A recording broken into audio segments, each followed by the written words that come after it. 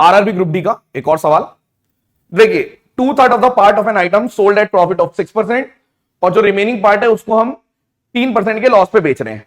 यदि total profit 540 आता है तो बताइए कॉस्ट क्या है उस आइटम की। यानी कि आप कह रहे हैं कि किसी वस्तु के 2/3 भाग को 6% लाभ पर बेचा गया और शेष भाग को 3% हानि पर बेचा गया। यदि कुल लाभ 540 है तो वस्तु की कुल लागत बताइए, यानी उसकी कॉस्ट बताइए। आपने बोला 3 में से 2/3 मतलब 2 और बचा हुआ 1। इस 2 पे आपने बोल दिया कि प्रॉफिट है 6% का, प्रॉफिट मतलब प्लस 6% का प्रॉफिट, ठीक है। और यदि मैं बोल रहा हूं यहां पर लॉस है 3% का, तो यहां पे 3% का लॉस।